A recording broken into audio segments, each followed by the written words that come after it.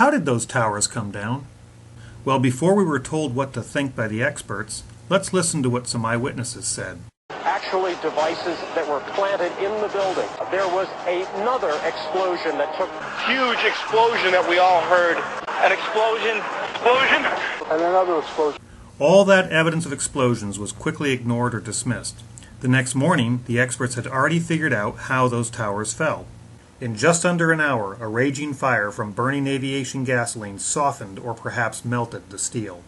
And we were told that melted steel story for months. The intense fire caused the tower to collapse. It melted the structural steel. What the firemen might not have realized is the gushing jet fuel was melting the steel. Steel melts, and 24,000 gallons of aviation fluid melted the steel. As the steel began to soften and melt, the interior core columns began to give. Indeed, there was plenty of evidence of melted steel, including this, and this, molten spheres of iron, steel like Swiss cheese, and of course this. But over time, this melted steel story changed. Even today, the media report and many scientists believe that the steel melted. This is not true. And NIST said that the molten steel was irrelevant to the investigation of the collapse, since it does not provide conclusive information on the condition of the steel when the towers were standing. John Gross of NIST, who was at the yard observing plenty of evidence, denied its very existence. First of all, let's go back to your basic premise that there was a pool of molten steel. I know of absolutely nobody, no eyewitness who said so. Except these firemen. You'd get down below and you'd see molten steel running down the channel rails. And this eyewitness. The fires got very intense down there and it actually melted beams where it was molten steel that was being dug out. And this architect. It's this fused element of steel, molten steel and concrete and all of these things all fused by the heat into one single element. Molten iron in explosions is easily explained by incendiaries and explosives, but not by fires. So that evidence had to be ignored and denied. If their melted steel story wouldn't work, then how did they explain how those towers came down? Professor Bazant and others published several scientific papers with rigorous equations proving how the upper top block of floors crushed the lower, larger section down to the ground, and then the upper block crushed itself back up. It neglected to explain how the upper block fell through the inner core columns, or why those core columns fell last. In addition, the theory ignores Newton's third law.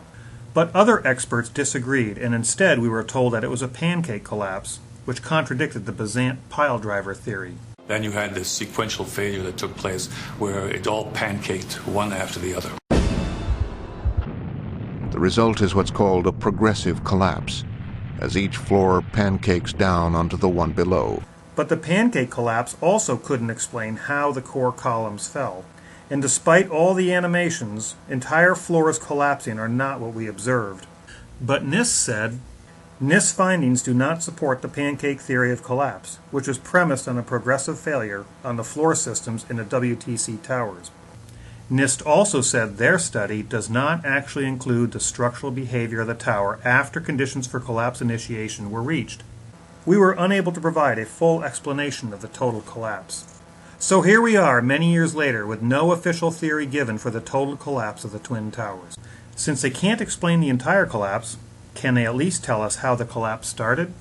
After detailed study, the experts said that the floor truss connection to the columns failed first. Many structural engineers believe that the weak points were the angle clips that held the floor joists between the columns on the perimeter wall and the core structure.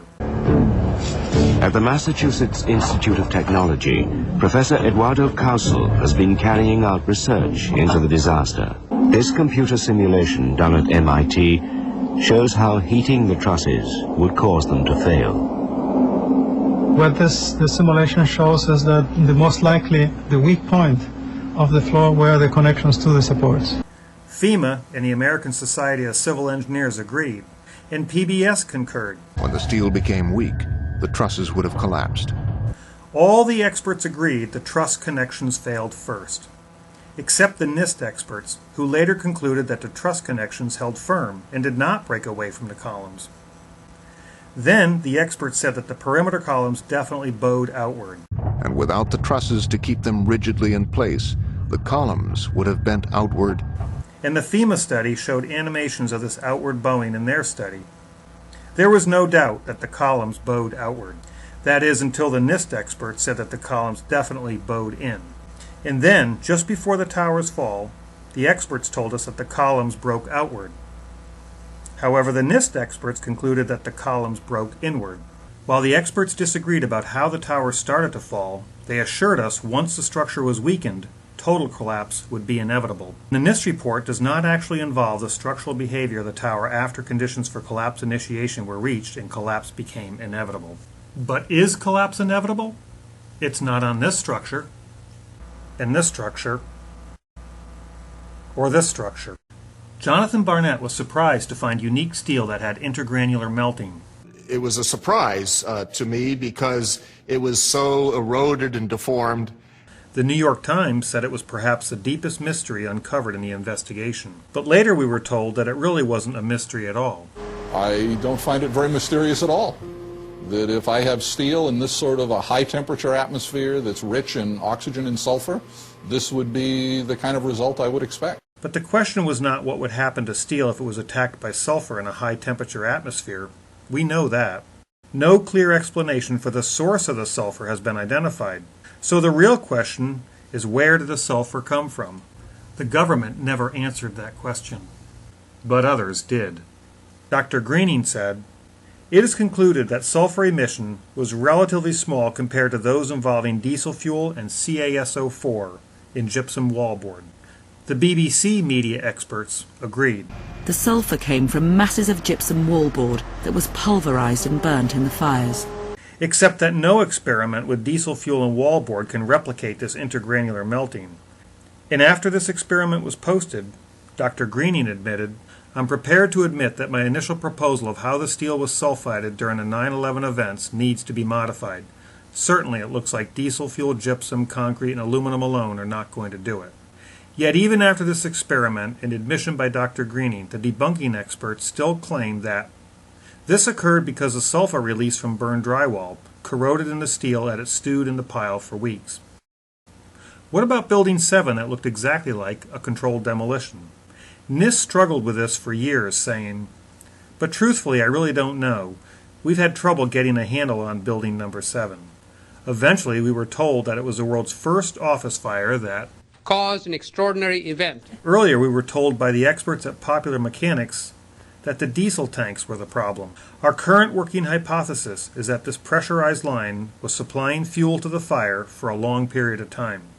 The History Channel agreed. The fires were fed by a line supplying diesel fuel to the floor where the fire was most intense. Even though NIST said the collapse was also not due to the fuel oil fires, diesel fuel oil, substantial amounts of diesel fuel that were in the building. NIST said that normal office fires caused a beam to expand, pushing it off its support. In World Trade Center 7, near a specific column involved in the collapse, column 79. Controlled demolition was dismissed. We did not find any evidence that explosives were used in the collapse of Building 7. Since they didn't hear the sound from 9 pounds of conventional RDX to blast out column 79. This size blast would have produced an incredibly loud sound that was not recorded on videos of the collapse nor reported by witnesses. Even though he heard explosions while inside, Big explosion. And they heard it. But because NIST never heard anything, they didn't bother to look for explosive residue as recommended, or consider that instead of conventional RDX that makes lots of noise, maybe some high-tech quieter explosives could have been used, like patented thermitic devices that can be employed to demolish a concrete structure at high efficiency while preventing a secondary problem due to noise, flying dust, and chips and the like, or can focus energy by means of a torch-like ejection of hot reaction products and is extremely ignitable, or could be useful for cutting materials including metals, masonry, reinforced concrete, rock, and the like, or consider the wonders of modern explosives as described in the Nanoscale Chemistry Yields Better Explosives article by Lawrence Livermore Labs, or the fact that active nanothermite was found in the dust and carbon nanotubes, a byproduct of nanothermite, has been found in the first responders' lungs. Or maybe they should have explained what we see happening in this window. which looks more like this than an ordinary fire. At first they told us that Building 7 fell approximately 40% longer than the computed freefall time and was consistent with physical principles. And you had a sequence of structural failure that had to take place. Everything was not instantaneous. But when challenged, NIST finally admitted a freefall descent over approximately 8 stories at gravitational acceleration. Since freefall is impossible with a sequence of failures, NIST quietly removed all references to their model being consistent with physical principles in their final report, meaning the official explanation relies on miracles. So although NIST had trouble getting a handle on building number 7, after many years and a few miracles, they said the obvious stares you in the face. As more independent scientists pointed out that iron microspheres and molten steel could easily be explained by thermitic material, the National Geographic experts tried to explain that thermitic material could not have been used because it won't even cut or melt a steel column. Despite 175 pounds of thermite packed around the steel column, it remained undamaged. Except experiment with basic thermate and crude holders proved it could.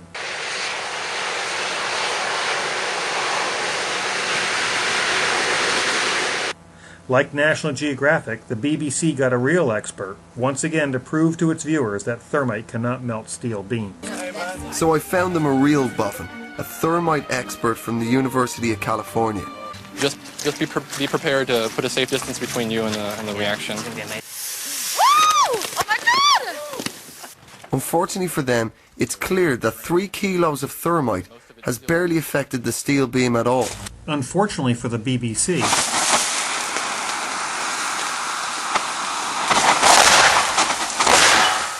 it's clear less than 2 kilos appear to have damaged this beam. And even though the debunking experts said, thermite is simply not practical for carrying out a controlled demolition, and there is no documentation of it ever having been used for this purpose. But in 1935 it was used to take down a 3 million pound tower taller than World Trade Center 7, with 1,500 pounds of thermite on the outside of the steel columns. Why couldn't thermite also work if it was placed on the inside of steel box columns? In 2011, an entire new theory was developed to help explain all the eyewitness evidence of explosions that NIST never heard. I believe it's overwhelmingly probable that the theories regarding the cause of the collapse at WTC-1 and WTC-2 are wrong. The disintegrated aircraft probably came to a stop near the center of the buildings, even though the jets were totally shredded in order to knock all the insulation off, according to the NIST fire theory. And we know parts blasted through the tower and fell on the streets below. This new theory says that the aircraft hulls, rather than the buildings, absorb most of the heat from the burning aviation fuel, even though NIST and most others said the aviation fuel burned off in the first few minutes. And the core of his theory is that the molten aluminum then found its way downwards within the buildings through staircases and gaps in the floor. Fortunately, the firemen that rushed up while thousands ran down those staircases somehow managed to avoid the molten aluminum. And after an hour or so, the flowing aluminum underwent a chemical reaction with water from the sprinklers in the floor below. I regard it as extremely likely that it was these explosions that made the skyscrapers collapse. Except the NIST experts said there was no evidence of any blast or explosions in the region below the impact and fire floors. But other establishment experts appear to be having some difficulty with this latest theory. In Professor Bazant's opinion, all factors relating to the collapse have been accounted for, and he thinks the official explanation suffices. Besides, he said, I've explained it in 6 papers in leading journals. And Thomas Eager of MIT said, I do not see any merit to this new, more complex explanation. He pointed out that Occam's razor said that the simplest explanation is usually the best. So using Occam's razor may be the simplest explanation for all those sounds of explosions are explosives. Can an expert propose 2 completely contradictory theories to explain what happened to those towers? Let's find out. Jonathan Kay wrote a book called Among the Truthers and was interviewed on National Public Radio. And for those who don't trust NIST and don't trust the 9/11 Commission, there's a report, it's called What Did and Did Not Cause Collapse of WTC Twin Towers in New York. These are the report they need to read. Perhaps just give me a couple of sentences highlighted from that report that you are referring to. What is the explanation for the collapse in that fashion? Sure. Well, the collapse of WTC 1 and 2 was a floor-by-floor collapse, which initiated global collapse. And this is not especially complicated principle, but as I said, the details of the reports that I cited. I think it was called like a pancake effect or something. Well, the pancake effect refers to the floor-by-floor effect. So one floor will collapse, and the impact of the other floor will cause a chain reaction. So Kay proposes two opposing theories that are both wrong. In 3 years of interviewing and debating conspiracy theorists, I don't think I have ever won an argument. I think we understand why. So let's review what the experts told us. There were explosions. There were no explosions. The fires melted the steel. The fires didn't melt the steel. The truss connection broke. The truss connection didn't break. The columns bowed out. The columns bowed in. Building 7 didn't free fall. Building 7 free fell. The sulfur came from the gypsum. Sulfur didn't come from the gypsum. Collapse was inevitable, although it's not inevitable. The experts can't melt steel with thermite, but a novice can. In all the theories we've been told by the media and institutional experts, their melted steel theory is wrong because those fires are too cold to melt that steel. Their crush-down, crush-up pile-driver theory is wrong because it defies Newton's third law and doesn't match observation. The pancake theory is wrong because it defies momentum laws and cannot explain the fall of the core and does not match observation. And their aluminum sprinkler theory is wrong because there is no evidence to support it. And after years of study and millions of dollars, our government doesn't have any theory at all for the collapse, simply saying it was inevitable. And none of their theories can be demonstrated experimentally or explain the molten steel, the iron microspheres, the eutectic formations, free fall, uniform acceleration with no jolts, nanothermite, and much more. So what theory do you believe? Most people would rather believe the corporate media and mainstream experts, even if their theories are wrong and don't make sense. But if you have the courage to look at all the evidence and to independently think using basic laws of physics, you will clearly see the elephant the experts are desperately trying to hide. They want us to never forget 9/11, but also want us to never remember the uncomfortable evidence. Because the experts told us, the investigation team has studied every possible scenario, except the controlled demolition scenario that best addresses all the evidence, and was clear that very first day before the experts had the chance to hide that elephant. This was clearly, the way the structure is collapsing, this was the result of something that was planned. This is not, it's not accidental that the first tower just happened to collapse and then the second tower just happened to collapse in exactly the same way. How they accomplished this, we don't know. So how did those towers come down? They were intentionally blown up. The obvious stares you in the face.